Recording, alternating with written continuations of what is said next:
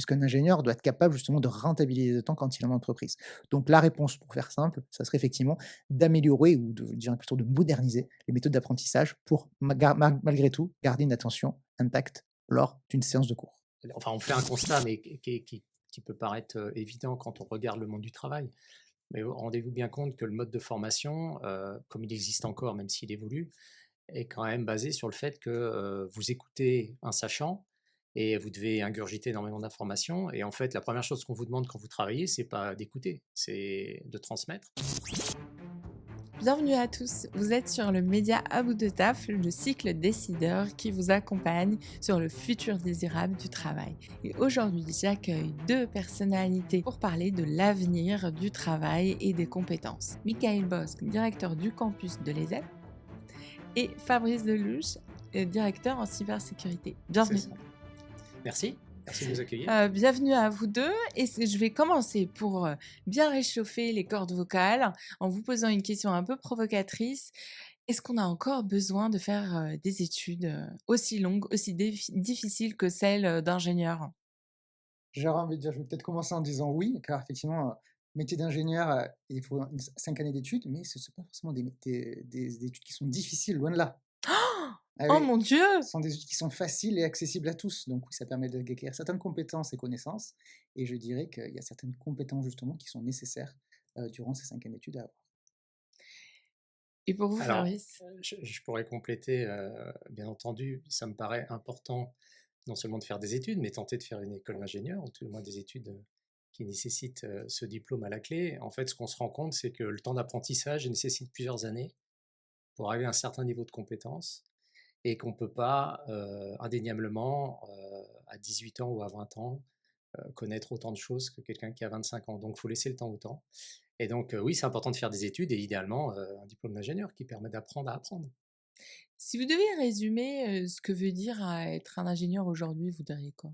Alors, je dirais que si on se base à la définition de la commission de titre d'ingénieur, c'est à la CTI, ça va être effectivement une définition qui est très très longue. Mais en réalité, un ingénieur, c'est une personne qui va avoir trois principales compétences: les sciences, la technique et les humanités. Pourquoi? Puisque un ingénieur, lorsqu'il travaille dans une entreprise, il doit apporter un raisonnement logique pour résoudre un problème. On va retrouver la compétence justement liée aux sciences. Il doit aussi être expert dans ce domaine de compétences, par exemple la cybersécurité ou l'IA notamment. Et enfin, gérer des équipes et donc travailler avec les autres personnes et donc les humanités.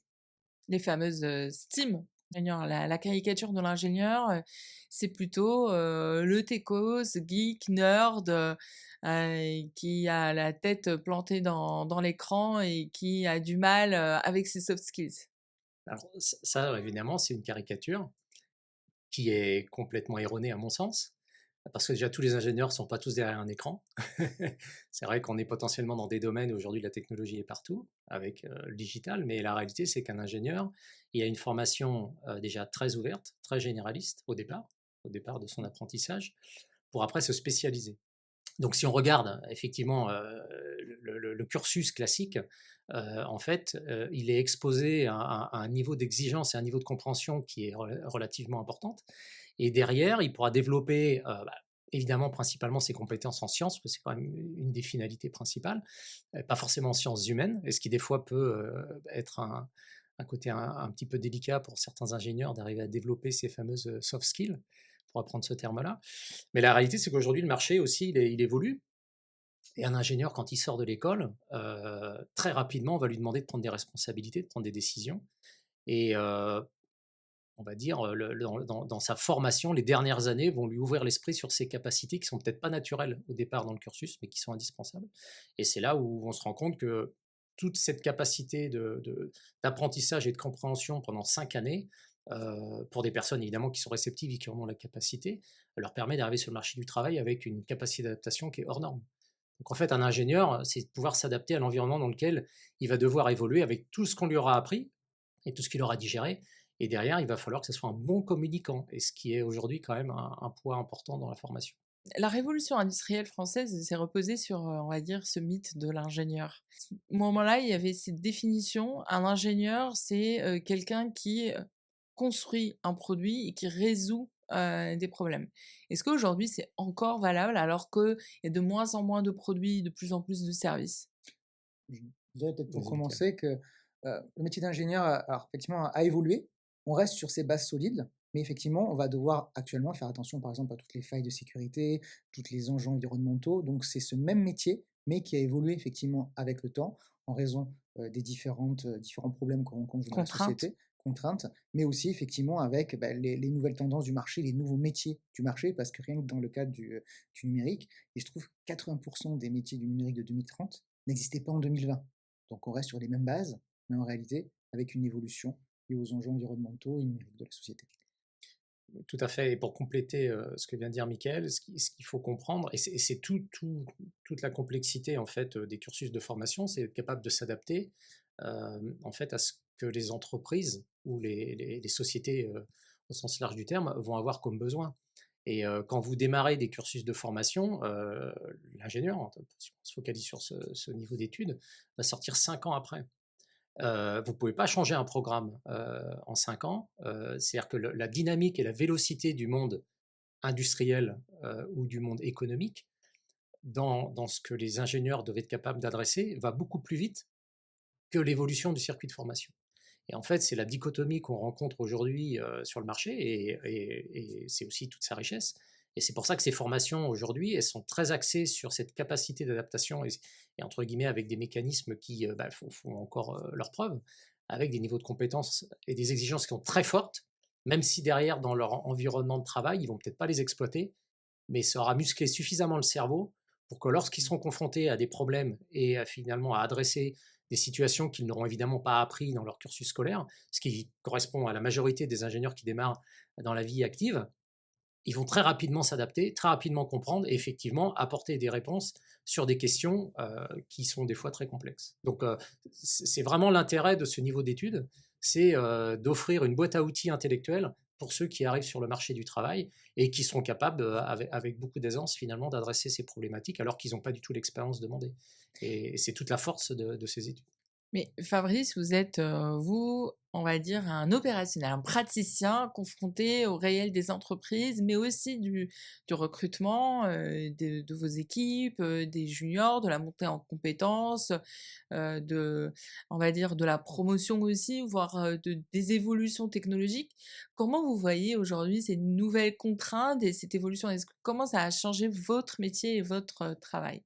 Alors, ça a énormément changé de choses, que déjà pour remettre un peu l'environnement dans lequel moi j'ai évolué depuis quasiment 30 ans, moi j'ai démarré dans la mécanique, avec une formation, on va dire, entre guillemets, d'ingénieur en mécanique, et j'ai fait de l'informatique très rapidement. Ce qui n'était pas du tout une formation qui existait dans les années 80-90. La réalité, c'est qu'aujourd'hui, maintenant, tout le monde fait de l'informatique, tout le monde a un écran, et tout le monde utilise des outils sans se préoccuper de savoir comment ça fonctionne, comment ça a été développé. Donc en fait, la réalité, c'est quand on embauche, ou quand on recrute, ou quand on a des ressources qui existent, hein, qui ont même certains beaucoup d'expérience, et ben en fait, la problématique, c'est d'être capable de faire face à l'évolution permanente auquel on est confronté. Et si on parle, et on en parlera sûrement un peu plus tard, de deux domaines qui me tiennent à cœur, qui sont la cybersécurité et l'intelligence artificielle, ces domaines-là, comme disait très justement Mickaël tout à l'heure, ça n'existait pas, même ces termes-là n'existaient pas. Alors que, enfin en tout cas moi et mes confrères, on a participé, on a contribué dans notre carrière professionnelle à la jeunesse de ces technologies qui sont utilisées par le commun des mortels aujourd'hui. Donc la réalité, c'est qu'en fait, on a une lecture qui est relativement pragmatique et relativement simple, parce qu'on a démarré avec des choses qui étaient très terre à terre et très accessibles techniquement. La réalité, c'est que tout ça, ça s'est multiplié avec une évolution exponentielle, mais on a toujours cette lecture qui nous permet de savoir d'où on vient. Par contre, la nouvelle génération, effectivement, hormis leur curiosité, ne vont pas se préoccuper de comment ça marchait avant et d'où ça vient. Ils vont consommer ce qui arrive, et ils ont une capacité d'ailleurs de vulgarisation qui est assez déconcertante des fois, parce que finalement ils s'adaptent très très vite. Ils se posent des questions évidemment qui peuvent des fois nous déstabiliser, mais finalement ils prennent ce qui leur arrive comme étant normal, sans se préoccuper si c'est bien ou mal, et c'est ce qui peut des fois poser des questions un peu plus fondamentales sur nos activités professionnelles. Parce que quand on recrute, il faut être capable de détecter les bonnes ressources avec cette capacité d'évolution dans le temps, parce qu'on cherche quand même Mmh. à recruter pour du long terme. Mmh. Et en fait, aujourd'hui, le marché il est très très volatile. C'est-à-dire, pour retenir des ressources dans la durée, c'est une équation qui est très complexe, auquel moi j'ai pas la réponse, hein. Même si on met toutes les chances de notre côté, le marché, dans notre domaine, donc, qui est la cybersécurité, pour pas le citer, hein, qui est un domaine sur lequel il y a quand même énormément d'activités, énormément d'évolution. Ce qu'on faisait il y a 10 ans, c'est plus du tout ce qu'on fait aujourd'hui. Donc, qu'est-ce qui fait qu'aujourd'hui, un ingénieur, il peut continuer à évoluer dans ce domaine-là? C'est évidemment sa capacité intellectuelle de comprendre toute la technologie et toute la complexité dans laquelle il doit évoluer, mais c'est surtout, encore une fois, et je me répète, sa capacité d'adaptation et de comprendre que demain, ce qu'on fait aujourd'hui sera peut-être obsolète et il faudra s'adapter différemment. Donc tout ça, c'est vraiment cette gestion du changement et ce côté malléable pour d'être évidemment opportuniste, mais d'être capable de répondre aux besoins du marché, parce que sinon, vous devenez comme malheureusement certains en fin de carrière, où en fait, leurs compétences ne sont plus en adéquation avec les besoins et ça crée des frustrations et des complexités. Donc pour la nouvelle génération, leur objectif, c'est d'être très très polyvalent et puis d'apprendre en permanence. On est dans des métiers où on passe plus de la moitié de notre temps à se former en permanence. Moi, j'ai l'impression d'être à l'école tous les jours. Moi, j'apprends tous les jours des nouvelles choses par des jeunes et des moins jeunes. On lit beaucoup, on fait beaucoup de formations, mais en fait, on est dans des métiers où il faut comprendre que c'est pas parce que vous avez fini vos études que c'est bon, maintenant vous êtes opérationnel. Pas du tout. Pas du tout. Au contraire, ça évolue à une vitesse déconcertante dans nos domaines. Donc ça, c'est aussi toute la force des écoles d'arriver à créer cette empathie pour la connaissance, parce qu'au moment où ces jeunes ingénieurs vont arriver sur le marché du travail, ce n'est que le début. En fait, ils sont au début d'une histoire qu'ils créeront ou qu'ils pourront supporter avec des opportunités de changer de métier pendant toute leur carrière, ce qui n'était pas forcément le cas il y a 30 ans ou 20 ans encore. Bah, je vais te donner la parole, Mickaël, forcément, mais on voit bien qu'il y a on a un shift culturellement, même dans les générations, on va dire, qui ont entre 60 et 50 ans, même 40 ans, quand je les rencontre, ils vont venir tout de suite parler de leur promo et de leur diplôme comme si c'était leur plus grand fait d'armes. C'est Mmh. quelque chose de très culturel en France qui m'a particulièrement fascinée, que je trouve très intéressant. Est-ce que c'est comme si c'était le pic intellectuel qu'ils aient jamais connu, mais aussi le pic de plaisir parce que ils ont construit leurs amitiés, leur réseau, leur pic social, enfin leur berceau social, grâce à ce vivier-là de l'école, et qu'après, on va dire, on a stocké et on fait que rentabiliser ce stock-là ou cet investissement-là. Est-ce que c'est la même chose pour les nouvelles générations ou c'est beaucoup plus liquide que ça? Ah, je dirais effectivement que c'est beaucoup plus liquide que ça, parce que c'est vrai que, par exemple, comme disait Fabrice tout à l'heure, les écoles doivent s'adapter justement aux besoins, aux différents changements qu'on va rencontrer. Donc nous, au niveau des écoles, les programmes sont mis à jour tous les 2 ans en moyenne, avec en présence des entreprises, des anciens élèves, pour pouvoir justement mettre en avant les besoins du marché. Donc c'est vrai qu'il y a un certain temps, les promos, on va dire, d'il y a 10, 15 ans, 20 ans, avaient ce sentiment d'être un peu dans un marbre. La promo, par exemple, 2000, la promo 2005, voilà, on se souvenait qu'il y avait tel moment hyper fort dans leur promotion. Ils étaient Mmh. tous effectivement hyper connectés, hein, je vais dire, physiquement. Mmh. Maintenant, avec tout ce qui est smartphone, IA, etc., on a au contraire beaucoup plus d'électrons libres. Donc je dirais on peut plus liquéfié en termes effectivement d'évolution, mais aussi de promotion. Et donc, pour ma part, c'est en évolution justement vers on va dire une diffusion vers différents électrons libres et donc moins marqué en termes de promotion. Et pour ce qui est on va dire, de la volatilité, on va dire des compétences, mais aussi des technologies, des usages, comment vous arrivez à transmettre, aux étudiants cette ambition de continuer à apprendre à apprendre?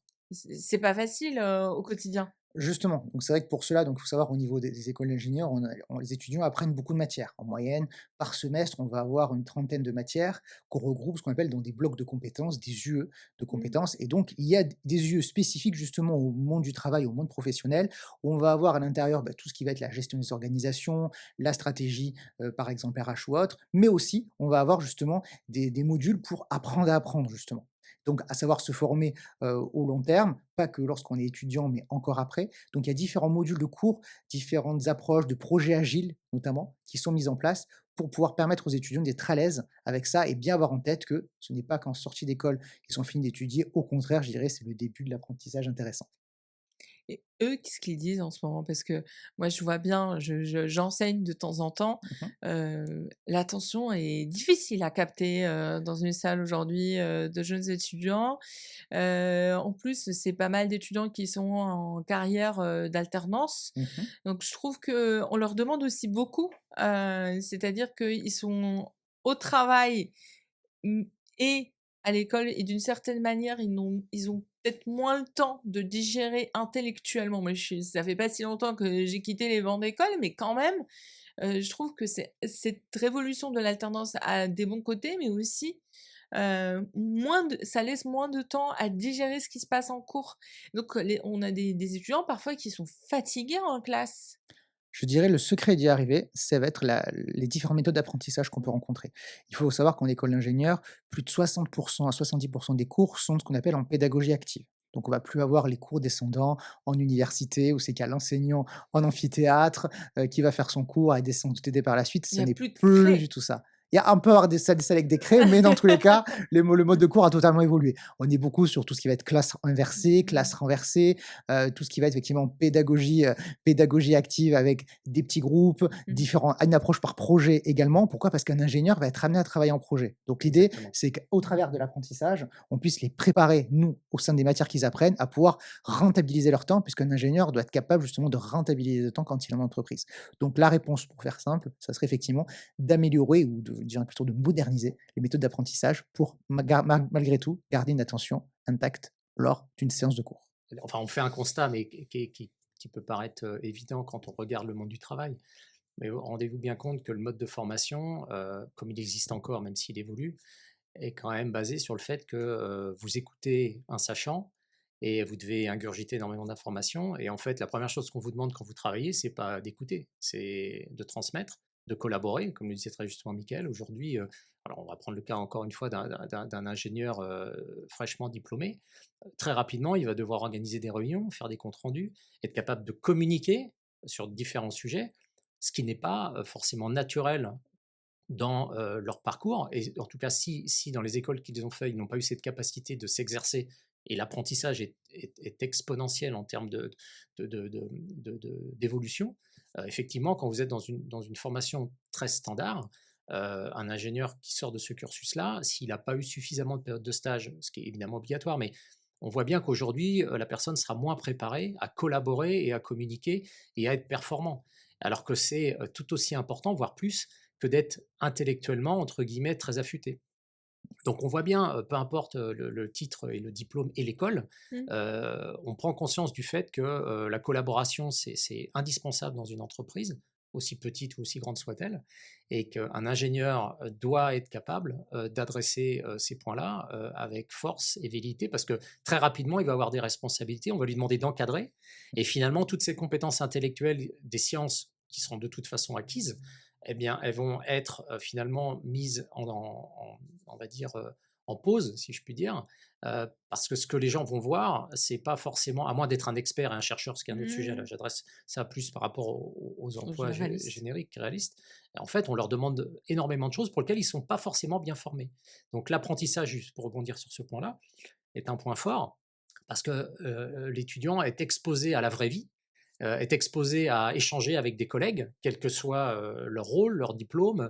C'est vraiment une notion de partage très très forte, et pour lequel effectivement ça révèle des capacités, pour certains plus ou moins naturelles, mais en tout cas ça leur laisse le temps d'être beaucoup plus opérationnels quand ils vont être employés et à temps plein dans une entreprise. Donc c'est pour ça que on va dire l'apprentissage se développe de plus en plus, parce que historiquement, le mode de formation qu'on a en France était quand même basé sur le fait d'écouter et pas de collaborer. Et c'est tout l'inverse qu'on demande en entreprise. Donc, ça évolue. Les ingénieurs n'écoutent pas alors? Alors ils écoutent, mais ils écoutent ce qu'on leur dit.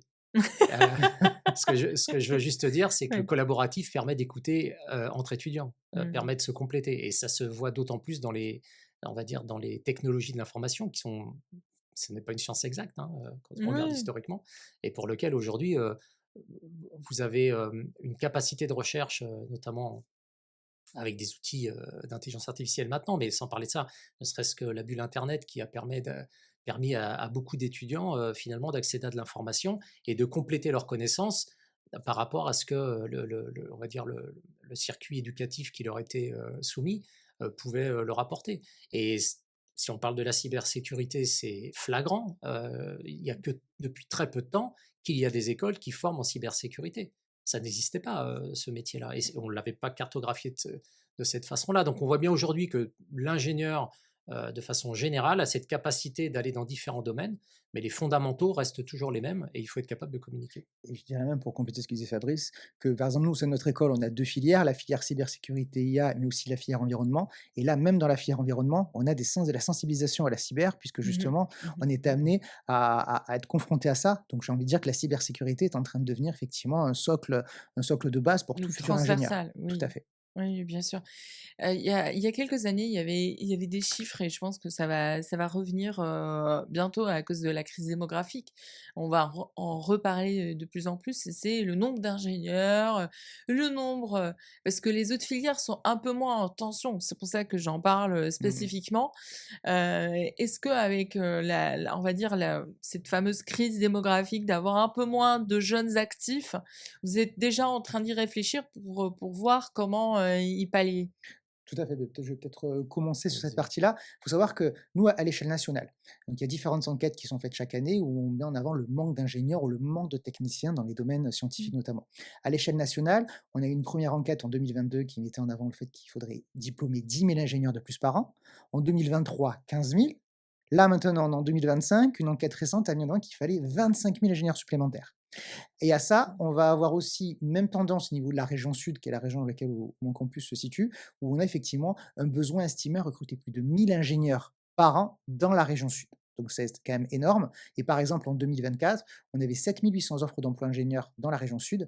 Parmi ces 7 800 offres, plus de 66% d'entre elles sont restées vacantes plus de 9 Mmh. mois. Donc ce sont vraiment des métiers en tension. Après, pas tous les domaines sont dans la même tension, mais il y a effectivement de grandes tensions au niveau de la transition numérique et au niveau de la transition environnementale. Et puis à transition numérique, je ne sais pas si les chiffres, sont actuels parce que malgré tout, avec ce qui se passe, avec l'arrivée de l'IA, on sent que d'une certaine manière, même les «cols blancs» entre guillemets sont concernés, par, ce qu'on appelle le vibe coding, l'utilisation de l'IA pour coder comme, on va dire, d'autres évolutions, on va dire, de pratiques professionnelles et puis parce qu'il faut trouver un moyen d'économiser, du budget, d'investissement sur l'IA, donc on va couper un peu sur, la main-d'œuvre. Alors, c'est vrai que, voilà, je parle exemple de la région sud, ma promo 2024 qui a été diplômée, plus de 40% d'entre elles sont des métiers dans de l'IA, alors qu'en 2023, il n'y avait Oui, aucune étudiant de ma non, c'est promo vrai ça. qui était concernée. Et c'est vrai qu'il y a aussi une fausse rumeur qui se balade un petit peu dans les différents réseaux autres. On dit attention, l'IA va remplacer l'humain, va remplacer les ingénieurs. Pas du tout. L'IA va être un moyen de rentabiliser le temps.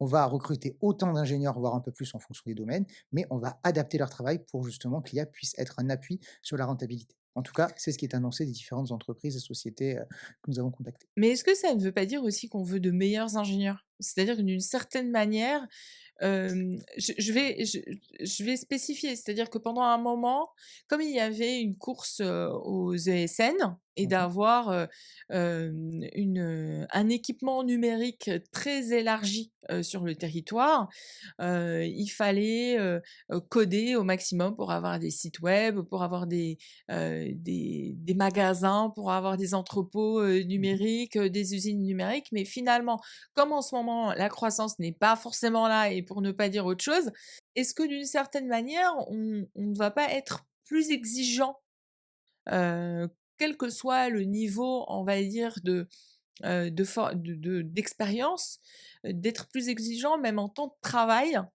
et en niveau technique, c'est-à-dire d'être vraiment actuel et de changer, de se former, de manière très, très récurrente? Alors évidemment, un grand sujet. J'essaie juste de comparer ça avec la bulle internet qu'on a connue dans les années Mmh. 2000, parce que je suis passé par là. La réalité, c'est que si on revient un peu dans la genèse de l'évolution des technologies de l'information, il y avait un peu le même constat, avec une peur qui est plus ou moins, on va dire avérée au final, mais le changement, c'est toujours difficile, quel que soit, le sujet. La réalité, c'est qu'aujourd'hui, ce qu'on appelle l'informatique, les technologies de l'information, le digital, on peut mettre plein de termes derrière ça, ça a transformé nos usages, y compris au quotidien. C'est-à-dire que ce n'est pas simplement dans la vie professionnelle, c'est également dans la vie personnelle. Et finalement, on se rend compte que, pour reprendre vos termes, le niveau d'exigence dans ce que nous on appelle nos utilisateurs, est très forte, parce qu'au quotidien, ils touchent le graal de la technologie. Ils ont entre les mains un smartphone, on ne peut pas le citer, avec lequel ils sont connectés en permanence, avec lequel on fait énormément de choses. Et cet outil, finalement, c'est aussi un outil de travail. Et on se rend compte aujourd'hui dans les usages, et moi je suis un exemple, je n'ai pas un bon exemple, mais je suis un exemple, où je passe plus de temps à travailler avec mon téléphone qu'avec un ordinateur. Parce que je peux faire tellement de choses avec mon téléphone. Et je ne parle pas simplement des mails, je parle des visioconférences, je peux utiliser les outils d'IA, je peux avoir une productivité, même quand je me déplace, qui est hors norme. Et ça, aujourd'hui, c'est quand même un confort et un gain de temps pour les gens qui évoluent dans ce domaine-là. Mais pour plein d'autres activités, c'est sans aucun sens et ça n'a pas de raison d'être. Donc finalement, on se rend compte qu'aujourd'hui, il y a des domaines d'activité qui sont beaucoup plus impactés par ces nouvelles technologies. Et pour reprendre juste ce que vous disiez tout à l'heure, il y a peut-être une baisse, entre guillemets, des budgets ou quoi que ce soit. La réalité, en fait, c'est que c'est plutôt une réallocation des budgets. C'est-à-dire qu'au total, les entreprises doivent, et non, malheureusement, le contexte économique font qu'elles n'ont pas le choix, doivent continuer à investir et doivent continuer à être source d'innovation. Et ce qu'on constate, nous, c'est qu'aujourd'hui, des budgets qui étaient avant portés par la DSI, on va dire, ou par ceux qui portaient la technologie de l'information, maintenant, c'est complètement noyé dans tous les services. C'est-à-dire que même les DRH, ils ont un budget informatique, ils ont la capacité de consommer des services qui sont évidemment en phase avec les règles internes qui doivent être validées, et notamment d'un point de vue sécurité. Mais finalement, comme on consomme énormément de services maintenant, avec des technologies qui ont le mérite de fournir un niveau de service 24/7, 24 heures sur 24, 7 jours sur 7, qu'une DSI en interne aurait beaucoup de mal à porter avec des coûts qui seraient pharaoniques et des compétences qu'ils n'ont plus, finalement, aujourd'hui, chaque service a cette capacité dans une entreprise d'utiliser ou pas des outils sans demander forcément la compétence en interne pour dire je veux utiliser tel service, telle fonctionnalité pour développer mon activité. Le marketing est un très bon exemple. Les services marketing aujourd'hui sont dotés d'outils d'IA depuis le début. Et pourquoi? Parce que c'est ce qui leur permet d'avoir une rapidité en termes de, on va dire, d'impact sur le marché, de faire des campagnes avec du digital notamment. Les campagnes digitales, c'est quand même ce qui te fait de plus en plus. Maintenant, on a quand même de moins en moins de catalogues qui sont imprimés et qui sont diffusés, sans parler du côté environnemental. Donc on voit bien que ces usages-là, finalement, impactent à tous les niveaux des entreprises. La réalité, c'est que si on revient dans le contexte de quelle est la place de l'ingénieur dans tout ça, il a le rôle de pouvoir arbitrer, comprendre et argumenter toutes ces équipes qui seront les ressources humaines, le marketing, la finance, la production, si on parle d'une entreprise. Et au milieu de tout ça, quelqu'un qui a fait un cursus aussi large qu'une école d'ingénieur, il va très vite comprendre tous ces process et toutes ces fonctionnalités et il pourra les intégrer avec tout ce qu'il devra apporter en termes de gestion de projet, en termes de réduction de complexité, en termes de gestion budgétaire. Et c'est là où justement il y a un travail énorme à faire parce que les usages ont complètement changé. Alors ça peut faire peur pour ceux qui ne sont pas du tout affûtés là-dessus. La réalité, c'est qu'aujourd'hui, c'est une source d'emploi qui est énorme. L'ingénieur va avoir le rôle avec l'IA en termes de garde-fou en quelque sorte. Puisque justement, l'ingénieur va pouvoir alerter, se documenter et surtout travailler sur la partie éthique de l'utilisation de l'IA, de la cybersécurité. Donc justement, c'est vraiment une personne qui va être là pour arbitrer, comme tu le disais, mais aussi effectivement pour accompagner les autres équipes vers ce glissement, vers la transition numérique et les nouveaux outils associés. C'est-à-dire d'intégrer d'une certaine manière des critères, d'arbitrage et qui ne soient pas juste, technologiques ou de puissance, mais de la sécurité, d'ordre, environnemental, Tout à fait. ou autre. Aujourd'hui, ce qu'on constate, c'est que le souci, il n'est pas d'être un expert et de connaître sur le bout des doigts toutes ces nouvelles technologies qui arrivent, c'est de s'assurer qu'il y a un niveau d'adhésion transversal. Je prends le cas d'une entreprise. euh, Aujourd'hui, il y a quand même la majorité des salariés qui ne sont pas conscients des outils qu'ils ont à leur disposition. Et très souvent, c'est juste parce qu'ils n'ont pas été formés. Donc, on a tendance à utiliser chez soi des outils sans formation, et bon, on l'appréhende plus ou moins bien. Dans le monde professionnel, on veut tout l'inverse. On veut que les gens respectent des process, que ça soit standardisé, que ça soit sous contrôle, que ça soit mesurable, et surtout que ça soit efficace. Alors évidemment, quand on a un outil comme un smartphone ou un ordinateur que la personne elle ramène de chez soi en se disant mais moi je veux faire la même chose qu'à la maison, j'ai tel logiciel, toute la difficulté c'est d'être capable de déjà d'apporter des solutions et des réponses plutôt que de dire c'est interdit. Ça, c'est souvent, quand on parle de sécurité informatique, souvent ça peut être un sujet assez délicat, mais on se rend compte qu'il faut être force de proposition quand on est au sein d'une organisation, aussi complexe soit-elle, pour que les outils soient utilisés en toute sécurité, mais aussi avec finalement une légitimité pour faire telle ou telle action. Et ça, pour moi, c'est le nerf de la guerre. Alors, j'utilise souvent le terme back to basic, mais on se rend compte que c'est assez rare que dans une entreprise, et encore plus si elle est internationale, le niveau d'adhésion et de standardisation soit homogène. On a des disparités et en fait, toute la difficulté, alors en l'occurrence quand on est un DSI, c'est de s'assurer finalement que le niveau d'adhésion et le niveau de ce qu'on appelle dans notre jargon de compliance, est, compatible avec l'activité de l'entreprise.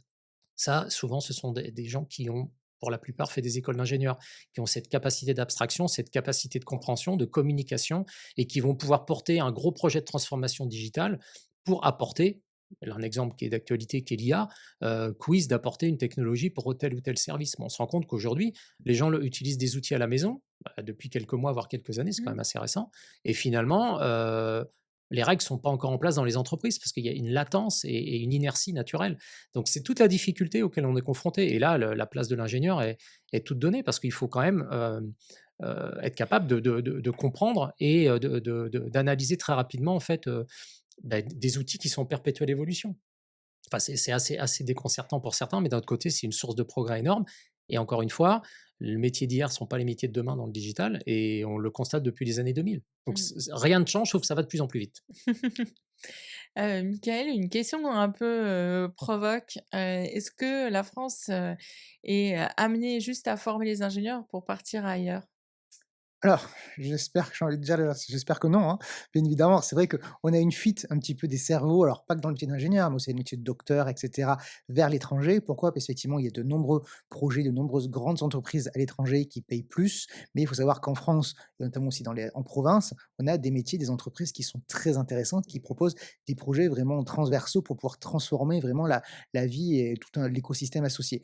Donc j'ai envie de dire que là, justement, la France, mais aussi les différentes régions, mettre en place des actions, des plans ingénieurs, par exemple, plan ingénieur sud 2030 au niveau de la région sud, pour pouvoir justement augmenter l'attractivité de nos régions, l'attractivité de la région parisienne également, pour pouvoir justement maintenir les cerveaux et tout le savoir qui est justement généré en France. Oui, mais bon, les 7 magnifiques, ne sont pas en France. Pas encore, j'ai envie de dire. Mais du coup, ça veut dire quoi aussi pour un directeur de la cybersécurité? Parce que si on voit que tout, on va dire un grand paquet, des logiciels, comme, des outils, sont développés à l'étranger avec, très peu de data centers, en France, allez, un peu plus en Europe, heu, est-ce que ça rend votre travail plus difficile? Alors, nous, c'est ce qui fait qu'on existe, donc ça rend pas notre travail plus Vous les difficile. remerciez? Je sais pas si je les remercie, mais en tout cas, mon parcours montre que finalement, c'est un non-sujet. C'est Mmh. un non-sujet. Pourquoi? Parce qu'en fait, en informatique, il y a pas de frontières. Donc en fait, nous, la mondialisation, on est tombé dedans étant petit. Enfin, étant petit, je peux pas au sens Mmh. général, mais moi, dès mon premier métier, j'ai eu un rôle international et j'ai apporté mes compétences et mes connaissances pour une entreprise qui, bon, à l'époque en tout cas, était américaine. Et je travaillais avec des Allemands et j'étais basé en France. Et donc finalement, j'ai trouvé ça tout aussi naturel que si j'étais dans une entreprise franco-française. Donc, quand on regarde 30 ans après, effectivement, on se dit: «Tiens, on aurait pu faire différemment». Après la réalité, parce qu'elle est quand même économique et il y a eu des choix qui ont été faits, où on a été aussi, force de proposition parce qu'on a apporté notre savoir dans beaucoup de pays avec des technologies, qui étaient quand même et qui sont encore aujourd'hui, maîtrisées par beaucoup de gens sur le territoire. Je pense qu'on ne refera pas l'histoire, il y a quand même les dés sont jetés sur pas mal de sujets. Et après, est-ce qu'aujourd'hui, les ingénieurs qui sortent des écoles françaises ont envie de challenger ce qu'ils ont consommé depuis, finalement, qui sont, tout petits? On est quand même dans un contexte ultra international, je parle dans le monde du digital, dans le monde de l'informatique, dans le monde de la cybersécurité. L'IA, bah, on peut pas dire que ce soit franco-français, au contraire.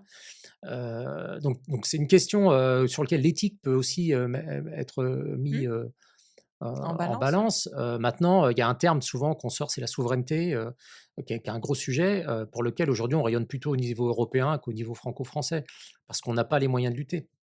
Aujourd'hui, si je prends un exemple tout simple, hein, quand vous avez, une bonne idée, et que vous voulez lever des fonds, pour une start-up, si vous avez une très bonne idée, il y a un rapport de 1 à 100, la même idée qui est, présentée à des investisseurs aux États-Unis.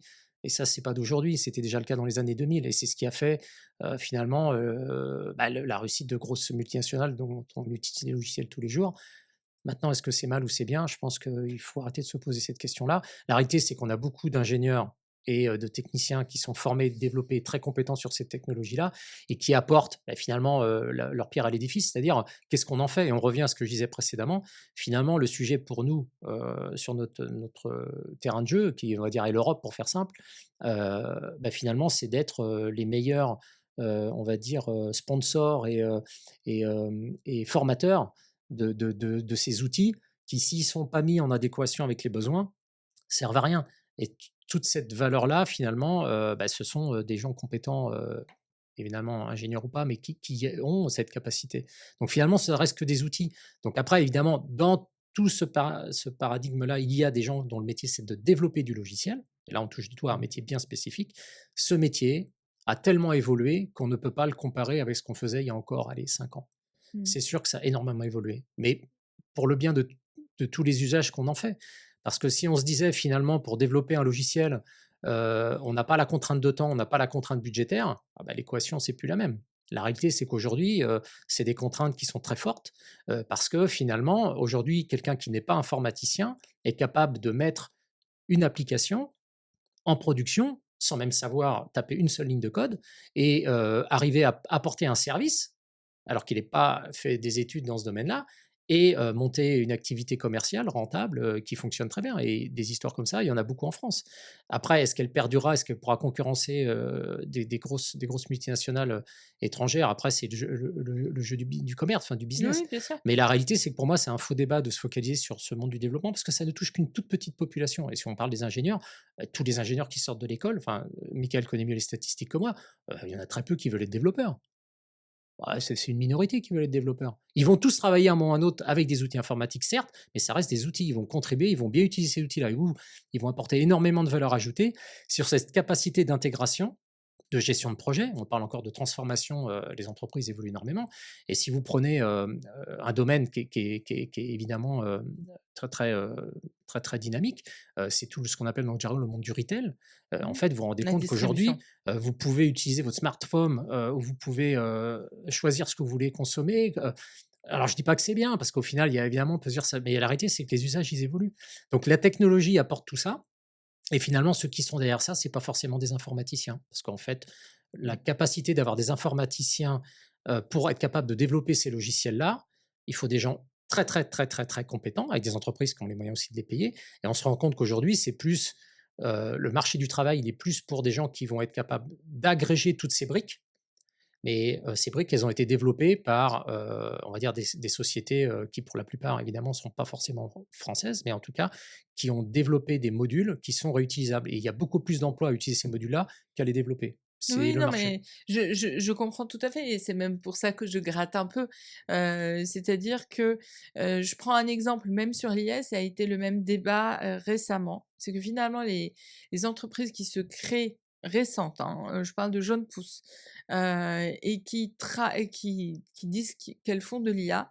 Il y a tout un débat finalement sur le fait qu'elles ne font pas vraiment de l'IA. Ah ouais, Alors, c'est clair. voilà, parce qu'au final, elles vont mettre des surcouches si on prend la même métaphore, sur de l'OpenAI ou bien de l'Anthropic, ou il y a à la limite Mistral, mais c'est un cas à part, mais c'est Oui, mais c'est la la même même chose. difficulté. Sauf que on a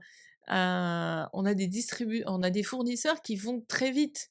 Et il y a tout un débat qui dit, bah, en fait, ces entreprises-là sont en train de disparaître au moment où elles se créent, elles sont déjà Là, finies. alors c'est évident, mais là, on touche du doigt un domaine qui est quand même assez jeune dans la Oui, façon dont oui. tout le monde peut le consommer.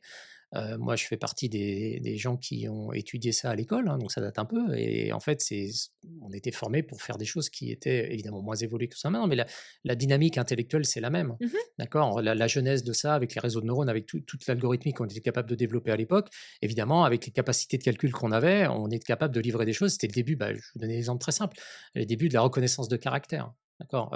Faut savoir que maintenant, ça paraît évident. Avec notre smartphone, on peut faire plein de choses. Mais je veux dire, l'algorithmique qu'il y a derrière, à l'époque, on apprenait ça à l'école, on était capable de développer. Maintenant, c'est balayé du doigt très vite parce que déjà, sans avoir fait ces études-là, vous trouvez déjà l'algorithme qui est tout développé, qui est ultra optimisé, et vous allez pouvoir le réutiliser. Mais c'est l'évolution qui veut ça. Aujourd'hui, il y a très peu d'ingénieurs qui vont être capables de décomposer toutes les phases, depuis la prémisse d'un composant électronique, comment il est fabriqué, jusqu'au firmware qui va être embarqué, jusqu'au système d'exploitation. C'est plus appris à l'école, ça, aujourd'hui. Au pire, vous le trouvez dans des Dans des recherches Internet encyclopédies. et sur votre passe-temps, vous le lisez. Moi, je parle de mon cas, mais j'ai été formé à ça. Donc, évidemment, on a eu la jeunesse de la micro-informatique et toute l'évolution. Donc, on a commencé par des choses qui sont vraiment sur du hardware. Maintenant, si vous regardez dans le cursus ingénieur, ils apprennent toutes les briques, ils ont toutes les compétences intellectuelles pour si demain il y en a un qui travaille dans une entreprise et qui sera française, pour fabriquer des composants électroniques et développer du logiciel qui sera embarqué, il a toutes les compétences, il travaillera dans la société qui permet de faire ça. Maintenant, la réalité, c'est que ça reste des métiers qui sont très ciblés, très spécifiques et on en a toujours. Est-ce que ça attire tous les ingénieurs? Non. Est-ce que tous les jeunes ils veulent faire ça? Non. La réalité, c'est qu'il y a une appétence pour les nouvelles technologies et l'IA, pour ne pas le citer, crée énormément d'emplois sans avoir les fondamentaux. Donc en fait, la difficulté dans laquelle on est confronté, c'est que tout le monde se sent l'âme, alors je vais être un peu provocateur, l'âme d'un informaticien sans avoir les bases. Et c'est parce qu'on ne compare pas les mêmes métiers. Alors évidemment, ouais, moi je fais de l'intelligence artificielle. Non, tu utilises un outil qui te permet de répondre à des questions et des questions que tu poses. Et tu te rends très vite compte que finalement, c'est pas non plus parfait. C'est bluffant, c'est brillant pour des choses du quotidien. Ça va accélérer certaines adoptions. Mais je veux dire, pour les métiers qui sont les nôtres, et notamment ceux qui sortent des écoles d'ingénieurs, et ils vont avoir encore plus de légitimité à évoluer dans ce monde-là parce que d'une part, ils vont avoir la connaissance, la compréhension, ils vont être capables d'arbitrer. Et surtout, ils vont avoir un droit de regard sur la légitimité de l'information qui est livrée. Et c'est ça le danger. C'est qu'aujourd'hui, on consomme. Et déjà, quand on a eu Internet dans les années 2000, c'était le cas. On prenait comme du pain béni ce que la page affichait. Et il y a plein de faux sites, il y a plein d'informations. Donc tout ça, on voit bien que ça évolue. Mais la réalité, c'est qu'à un moment donné, il faut être capable d'avoir son libre arbitre et de donner un droit de regard. Et il y a quand même beaucoup de métiers encore aujourd'hui où l'intelligence artificielle va juste être un outil, comme vous avez la lumière, vous avez le chauffage. C'est un outil, un nouvel outil parce que ça va plus vite, c'est plus polyvalent qu'avant, mais ça ne va pas tout transformer en 2 jours. Alors évidemment, ça crée des nouveaux métiers, il y a pas mal de choses qui sont un petit peu chahutées, mais c'est la réalité dans laquelle on est aujourd'hui. Donc il faut l'accepter parce que honnêtement, on n'a pas les moyens d'empêcher ça, et il n'y a aucune raison de l'empêcher. Et surtout, c'est un outil formidable s'il est bien utilisé. Michael, pour les étudiants, est-ce que vous avez interdit l'IA pour les partiels? Alors, pour les partiels, pendant les temps Ouais. de partiels, ça va dépendre des types de partiels que nous avons. Effectivement, on va avoir les partiels, j'aime pas trop ce mot, les évaluations, on va dire, Ouais, mais je écrites. suis de la vieille école, Ah, hein. en fait, effectivement, il faut se dire, en école d'ingénieur, les modalités d'évaluation ont évolué. On passe, effectivement, il y a une dizaine d'années où c'était que justement des partiels, tout était au mois de décembre, au mois de juin, etc. Maintenant, les écoles d'ingénieurs fonctionnent en contrôle continu, où justement, il y a une partie, on va dire, qui est vraiment tout au long du semestre, on va dire que 30% qui va être sur la fin du semestre. Et donc, en termes d'évaluation, on va avoir quoi? On va avoir toujours les petits contrôles classiques, on va avoir les projets, notamment à plusieurs groupes, Mmh. etc. Là, on va avoir des comptes rendus à faire, différents types d'évaluations actives ou autres. Donc, il faut savoir que l'IA, nous, bah, au sein de l'école, mais c'est également le cas au sein de différentes écoles, on s'en sert vraiment comme un outil, et comme, je dirais, une nouvelle manière d'apprendre et une nouvelle manière de restituer ses connaissances. Donc, même si au début, la plupart des enseignants se disaient: «Ouh là là, on va interdire l'IA, on met zéro, on met ça sous forme du plagiat ou autre», mais en réalité, c'est une mauvaise approche, car en réalité, quand les étudiants vont être diplômés, ils vont aller sur le marché du travail, ils vont se rendre compte que l'IA, en fait, beh, c'est utile, ça permet de gagner du temps, donc il faut justement, c'est tout le rôle des écoles d'ingénieurs, d'adapter l'apprentissage avec l'IA. Donc là, il y a toute une charte qui est mise en place à notre école et qui est également créée dans plein d'autres écoles, sur l'utilisation des IAG, la partie éthique, déontologie notamment associée à ça, et je dirais que c'est ça le plus important. Mmh. Et ça permet de compléter, parce que ça fera partie des outils Mmh. qu'ils auront à leur disposition. Et donc, on se rend compte que la capacité d'analyse, finalement, le temps à passer, c'est pas entre guillemets, de composer la réponse, ou du moins si on est dans le cadre d'un examen, mais c'est capable de mesurer si oui ou non cette réponse elle est valide, d'arriver à décortiquer est-ce que le modèle qui a été utilisé il est cohérent. Et en fait, l'énergie intellectuelle, elle est focalisée derrière là-dessus. Et nous, c'est ce qu'on voit aussi dans la manière dont les outils sont démocratisés auprès même de notre personnel ou des utilisateurs de façon générale. C'est qu'est-ce qu'ils vont considérer comme étant légitime dans la réponse qui leur est donnée. Et c'est pour ça que je dis c'est un outil qui permet de gagner du temps. Mais finalement, on se rend compte qu'au final, ça réduit pas le temps, surtout parce qu'en fait, il y a un travail de lecture et de compréhension de ce qui est livré lorsqu'on fait un prompt ou qu'on interroge un outil d'IA sans donner de nom particulier. en fait, on est en mesure, avec les compétences que l'on a, de challenger cette réponse et de l'argumenter et de repréciser. Alors, sans parler de faire des prompts très compliqués, mais on se rend bien compte qu'aujourd'hui, le champ des possibles est assez large. Et que si on n'a pas les compétences et les connaissances, bah, très vite, on arrête d'utiliser parce qu'on va passer beaucoup de temps à essayer de trouver la réponse qu'on cherche. Et finalement, bah, ce temps-là, si on l'agrège de façon différente, on aura une efficacité qui sera tout autre. Donc on voit bien que les fonctionnements sont en train de se chercher, il n'y a pas de réponse unique, mais en tout cas pour toutes les entreprises qui ont adopté ces outils-là, au-delà du côté examen, on ne peut pas ignorer le fait que ça existe et que ça peut être utilisé à bon escient. Est-ce que l'intégration du coup de l'IA dans l'architecture des entreprises est un risque supplémentaire en termes de cybersécurité? Et il y a ce cas-là récent qu'Anthropic a dévoilé, comme quoi il y a des failles et qui se profilent à cause de l'IA. Comment vous voyez les choses? Alors la réponse très rapide, c'est oui. C'est un nouveau risque et pas des moindres.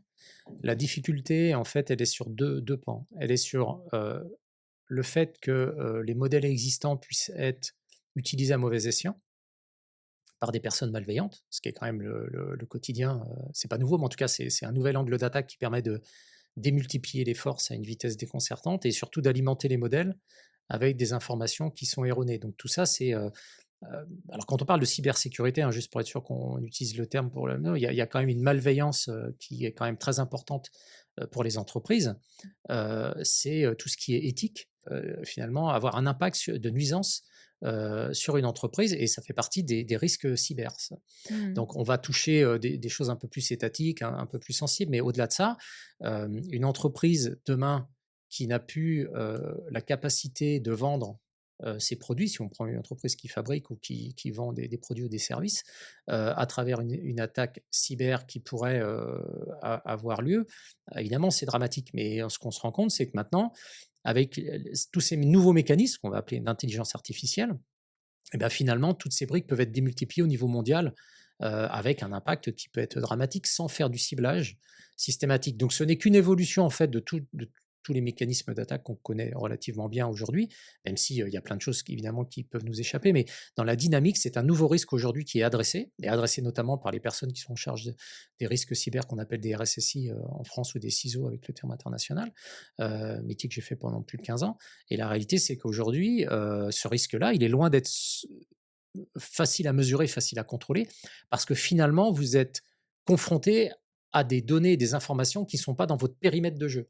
Oui, Et donc, c'est l'entreprise ouverte. voilà. Et donc, L'entreprise est connectée aux autres voilà. acteurs. Et donc, la difficulté, et c'est là où, alors évidemment, loin de moi d'avoir une réponse toute faite, mais on peut attendre, en tout cas, qu'il y ait des prises de position assez fortes, notamment entre autres par les États, mais avec des régulations. On a ce qu'on appelle l'IA Act, Intelligence Artificial Act, qui est en train de...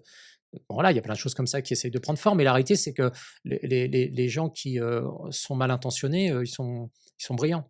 C'est qu'aujourd'hui, le risque qui peut être contrôlé par une entreprise, c'est comment ces outils d'IA sont utilisés en interne et comment ils peuvent être, entre guillemets, intégrés dans la gestion des risques globaux de l'entreprise. Ça, c'est pour moi le nerf de la guerre actuelle, et c'est ce sur quoi il y a une grosse émulation et un gros besoin, et sur lequel il y a énormément d'entreprises qui apportent des réponses plus ou moins fines, mais en tout cas, c'est un gros sujet, et qui est adressé et qui sera un nouveau risque qui doit être traité. Par contre, tout ce qui est, entre guillemets, extérieur à l'entreprise, là, il y a besoin de réglementation, il y a besoin de contrôle, pour lesquels les acteurs incontournables aujourd'hui, des outils d'IA que tout le monde utilise, et tous ces gros modèles de calcul, doivent être en mesure finalement de structurer et d'éviter des mauvais usages, parce que c'est eux qui ont la main et qui ont la visibilité. Donc toute la complexité, c'est un bras de fer entre le fait d'offrir des services très ouverts et le fait de dire il faut quand même de la réglementation. Et comme tous les pays et tous les continents n'ont pas les mêmes règles en place, on va retrouver, et pour ça je compare souvent à la genèse d'Internet, on va retrouver le début d'Internet où finalement il y avait un peu de tout, il y a toujours beaucoup de choses qui sont discutables, mais quand même beaucoup plus de positifs que de négatifs. Donc évidemment qu'il y a un nouveau risque à adresser, mais l'équation est en train de se créer. Oui, je prends même l'exemple de la voiture autonome, typiquement en Chine, qui a été autorisée. dans certaines conditions, mais pour lesquelles ils peuvent opérer des tests, alors qu'en Europe ou aux États-Unis, même aux États-Unis, ils ont eu du mal à, à autoriser, parce que les risques sont trop grands. On n'est pas Mmh. prêt à accepter les risques qu'il y a derrière. Donc, Alors ça, vous touchez un sujet que je connais bien, parce que j'ai travaillé dans l'automobile pendant des années, et notamment dans une entreprise qui proposait les logiciels de conduite auto, mais pas que. En fait, on se rend compte que finalement, la technologie, elle peut être prête. J'ai envie de dire, même elle est prête depuis des années, c'est hein. ce qu'on m'a dit hier Elle avec est une prête, grande corpo. voilà, elle est prête depuis des années, et notamment avec des ingénieurs, et dont certains sont évidemment issus d'écoles françaises, qui ont participé à ces développements. La réalité, c'est que dans certains domaines, notamment le cas de l'automobile avec la conduite autonome, finalement, la technologie est trop en avance par rapport aux risques que l'on est capable de faire porter, entre autres, un individu humain, donc là, un citoyen, parce que quand il y a un incident, qui est responsable? Donc toute la difficulté, elle est là. Et pourquoi? Parce que les lois ne sont pas encore adaptées. Et que dans certains pays, il y a une capacité d'aller un peu plus vite que dans d'autres. Au-delà du côté sensationnel et faire le buzz, si je puis dire, il y a une réalité économique. C'est derrière, qu'est-ce que ça apporte? Est-ce qu'on en a vraiment besoin? Et à quel moment on va l'utiliser? Donc ce qu'on se rend compte, c'est qu'il y a des domaines d'usage où le fait d'avoir un conducteur à risque, finalement, on peut le supprimer avec ces outils de conduite autonome. Mais si je prends un exemple qui est très simple, hein, le monde agricole, hein, ça fait bien longtemps qu'on sait cultiver des surfaces dans le monde entier, mais entre autres en France, hein, avec des tracteurs et des outils d'exploitation qui ont en fait un système de géolocalisation avec des brevets français historiques pour certaines technologies, et qui aujourd'hui en fait demandent juste d'avoir quelqu'un pour des raisons de sécurité dans le cockpit de conduite. Mais maintenant, on a des robots qui cultivent dans certains pays sans personne, et ces robots peuvent être aujourd'hui utilisés également en France. Après, c'est une question d'éthique, de légitimité, de besoin, au-delà de l'investissement, de se dire est-ce qu'on a besoin de ça ou pas. Donc, dans certains domaines, ces mêmes algorithmes de conduite autonome avec des règles de circulation qui sont différents d'une conduite publique sont déjà exploités. Et donc ces sociétés ont pu développer des activités commerciales en ayant finalement un marché qui était plus mature pour adhérer sur ces technologies. Alors que sur la route, évidemment, on a d'autres contraintes parce que tout le monde ne roule pas dans le même sens, et tout le monde ne roule pas avec les mêmes usages, avec les mêmes moyens, et en plus, les lois ne sont pas les mêmes dans tous les pays. Donc, voilà. Mais ceci dit, c'est un sujet passionnant parce que voilà, on voit qu'il y a des grosses sociétés taxis et pas des moindres qui aujourd'hui sont en train de déployer ces services-là dans d'autres pays.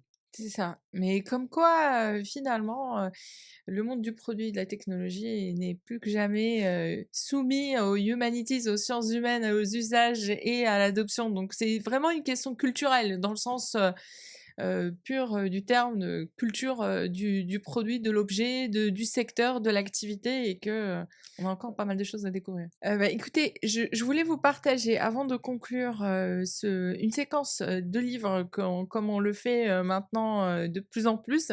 Julien Bobroff, bienvenue dans la nouvelle révolution quantique, donc pour changer de l'IA, parce qu'il n'y a pas que l'IA dans la vie, il y a d'autres technologies qui sont en train déjà de changer notre quotidien. Et je vais vous proposer un petit passage. Nous assistons à une révolution plus technologique que scientifique. Cette seconde révolution au statut particulier a cependant quelque chose d'unique, en ce qu'elle procède de tout ou rien. Nous ne savons pas si une machine utile fonctionnera un jour, tant les difficultés à surmonter sont considérables. Il n'y a pas vraiment d'étape intermédiaire pour se rassurer. Un peu plus tard, une autre particularité qui distingue ce secteur des autres, c'est l'absence de frontières nettes entre innovation et recherche fondamentale. Les investisseurs, les développeurs et les managers doivent côtoyer et comprendre les scientifiques et leurs recherches de pointe.